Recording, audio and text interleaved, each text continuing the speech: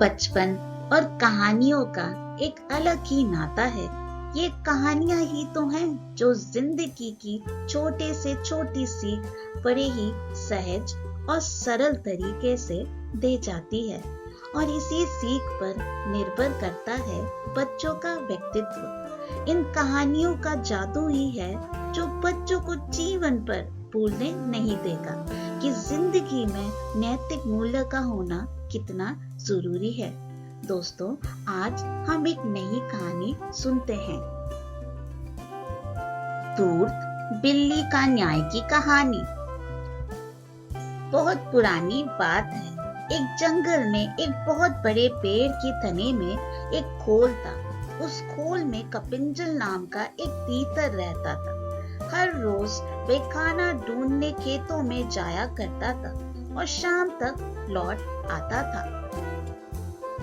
एक दिन खाना ढूंढते ढूंढते कपिंजल अपने दोस्तों के साथ दूर किसी खेत में निकल गया और शाम को नहीं लौटा।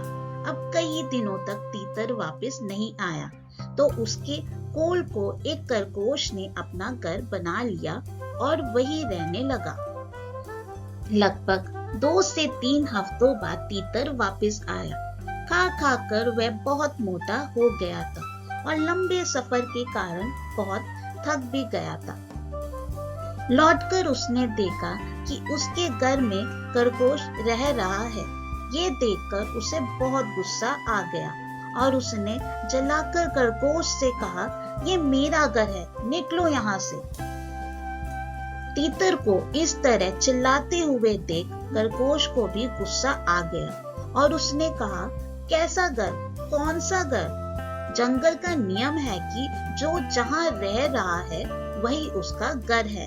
तुम यहाँ रहते थे, लेकिन अब यहाँ मैं रहता हूँ और इसलिए ये मेरा घर है।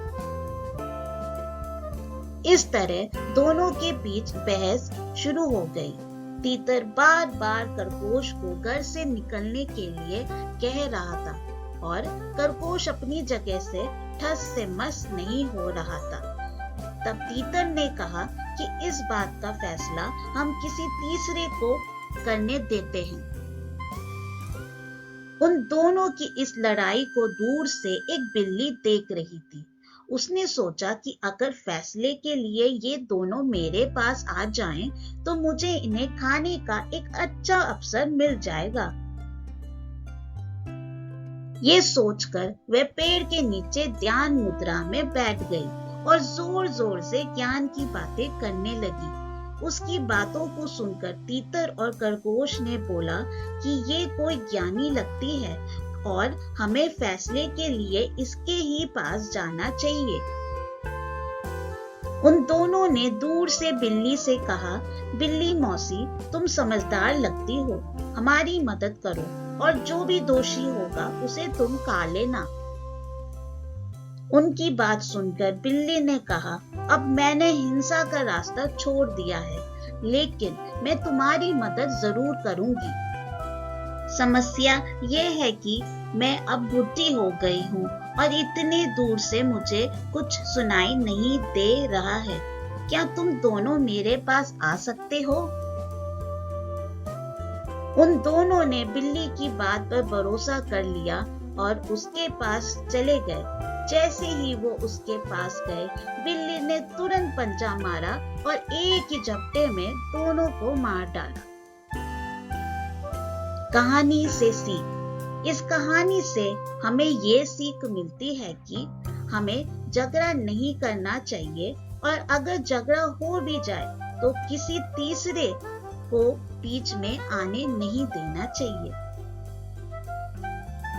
दोस्तों, अगर ये वीडियो आपको अच्छा लगे, please like, share and subscribe करें। Thank you for watching.